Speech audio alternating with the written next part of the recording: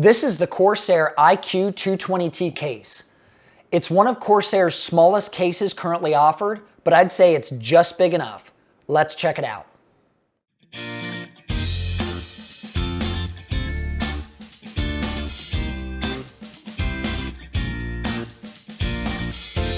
Hey YouTube, what's going on? Welcome to Danny's Tech Channel. I'm your host, Danny, and if this is your first time here, we frequently do hardware reviews, PC builds, and sometimes perform how-to videos. And if those are the types of videos you enjoy, consider subscribing and stick around for a bit. The Corsair iCUE 220T RGB Airflow, wow, that's a long name. This is an ATX case, and like I said in the intro, it is actually quite small. In fact, Corsair says it's 35% smaller than most mid-tower chassis. But this case's defining features are its mesh front with a steel grille with this strange pattern on the front, as you can see. And it includes 3 SP120 RGB fans with a USB hub controller. Now the controller has 3 more RGB connections to it, but they have to be Corsair products. It's a proprietary plug. Some RGB plugs will not go into this thing. So if you're gonna buy Corsair, you're gonna wanna stick with Corsair. This case also comes in 2 variants, a black version, which I have here, or a white version. Let's start by taking a quick walk around the case and I'll show you all the features. Okay, taking a look at the case here, I'm gonna start on the view window side and then I'll work my way around and kind of give you a full look around of this thing. So if you're looking for an in-depth walk around, this is it. The view window side has tempered glass and it can fit mini ITX, micro ATX, or even full-size ATX motherboards. It has 1 bottom grommet here for your PCI power to come up for your graphics card, and then it has 3 bottom cutouts for wiring to come through to the motherboard. There's 3 side grommets and then 3 top cutouts as well. The grommets have the rubber seal around them. There's also a 120mm fan mount at the back that can also hold a 120mm radiator as well. That does not hold a 140mm fan in the back. And then Corsair also added the nice removable covers for your PCI expansion slots. Moving on to the front of the case, it's got the 3 120mm SP120 fans. These are RGB controlled fans and they plug into the included hub. There's 2 140mm fans that can fit as well on the front section here. You can fit a 360mm radiator or a 280mm radiator in the front. The front also includes a quick release steel panel and a magnetic mesh filter that you can see underneath there. Moving on to the cable management side, you have your HD audio, a front panel connector, USB 3.0, you have 3 3-pin fan headers. These are for the front fans. They are not 4-pin headers, 3-pin. Then you have an RGB hub, which has SATA power and a USB connector for iCUE. So you have to plug in SATA connections to power the hub, which will power your fan, the RGB on your fans and everything. And then you have to plug into one of your USB inputs on your motherboard to be able to control the fans through Corsair's iCUE software. You have 2 3.5-inch hard drive bays at the bottom here next to the power supply. And then they have 3 different mounting location points. You can actually unscrew the screws on the bottom of this and move the hard drive cage back and forth to 3 different locations. You have 2 2.5-inch SSD, or they could also be hard drive mounts, but they're 2.5. It has a small cable management space as well. It's 12mm or 1/2 inch. Moving on to the top of the case, we have a power button, 2 USB 3.0s, a combo headphone and microphone jack, and then a reset button. It's actually pretty simplistic on the top here. You also have the removable dust filter as well that's magnetic, and underneath that you can fit either 2 120mm fans or 2 140mm fans. Corsair also claims to have 240mm radiator support as well on the top.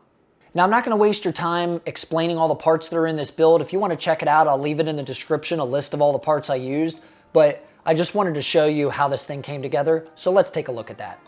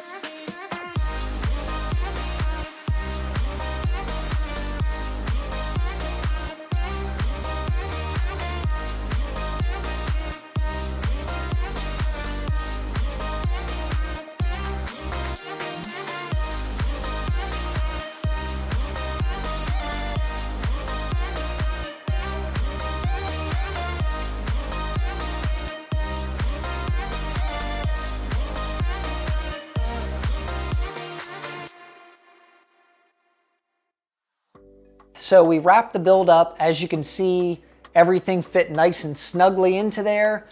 Let's talk about the computer a little bit. This is all of my thoughts and everything from doing the build, giving you some insight. If you're thinking about picking this case up, you might want to keep these things in mind before purchasing. Very first thing that bugged me the most, and I have a Corsair liquid cooler I wanted to put in this computer, and I could not fit it. It's actually a Corsair H115i. It's a 280 mil cooler, and I knew this case could fit a 280 mil in the front. I was actually gonna remove the front fans and move them inside the case here, but the 280 mil will not fit with the newer graphics card. You can see my RTX 3060 TUF Gaming is almost at the very end of where these fans are at. If I tried to put a liquid cooler in there, there would be absolutely no room for this style graphics card. So if you're doing a build with this and you're gonna have a small graphics card, maybe like a Zotac or something like that, then you could probably fit a bigger radiator in there. Now, talking about the size of these items, I ran into trouble when I was doing the build, and I'm a fairly experienced builder with these. I was dropping screws nonstop. I couldn't get my hands past the cooler because, as you can see in the video, I mounted the cooler and then mounted everything to the case. Now, you could do it a little differently, but I've found it in the past that that's easiest to just build everything outside and then toss it all in at once. But as soon as I had to reach around things, there's just no clearance to get past stuff to put your screws in, to plug things in. Plugging my 8-pin power connector in was a pain in the butt. So I would not recommend this case for a first-time builder, especially if you're gonna be using a big air cooler like this or try to do liquid cooling or something. You're just going to run into a lot of problems. Clearances are gonna be your biggest issue, and that's the biggest issue I have with the case. As far as performance goes, it actually works really well. I thought this air panel was gonna be difficult as far as like allowing airflow, and it's not. It gets great airflow. Let's move on and talk about that right now. I played Call of Duty Modern Warfare. Between that and Apex Legends, which I've really started to enjoy lately, I was getting 56C on the GPU and 50C on the CPU. 56 and 50, that's great. I couldn't have asked for a better temperature, and that's with the side glass on, mind you. So when I was running Siege, I got 57C on the GPU and 54C on the CPU. The CPU temps bumped up a little bit because the CPU's carrying more demand on a game like Rainbow Six Siege than it is with Call of Duty or Apex Legends. Siege is an older game, but you can push higher frame rates because it's not as graphically intense. The last thing I want to talk about with the case is the iCUE software. You can see my RGB fans on here. I have them set to like a yellow and a reddish color. I thought it matched the TUF edition. You can't really tell from in here, but you could see in the B-roll, I used the TUF motherboard and the TUF graphics card, which I really wanted to combo those together just because of the theme of the build. So it's like my TUF edition build. And it has a good aesthetic on the front. I think it kind of matches the feel for that. So I did kind of go all out with the theme. But anyway, the iCUE software is from Corsair. You have to go to their website to download it. I can actually leave a link down in the description if you want to check out the software, but you will need that software to be able to run the fans like this. And honestly, I think Corsair has one of the better RGB softwares out there. I've tried all of them, Gigabyte, Asus, MSI, all the motherboard vendors. They really don't have good RGB software. Corsair is the only one that have really dialed it in. I mean, you can set individual LEDs on your fans to tell it what you want as like a rainbow effect or different patterns or something like that. There's all kinds of stuff. And they have like pre-made things that you can flip through and you can make it look like it's raining, all kinds of things. If you want to be able to run the RGB, that's the way to do it. It's really a decent software as far as RGB comes into play. You just download it and it'll detect all your hardware on its own. It's really easy to use. But I did really enjoy doing this build. I almost felt like I didn't do a case review. I was just doing a PC build. But that's the Corsair 220T RGB Airflow. And like I said, it's just big enough.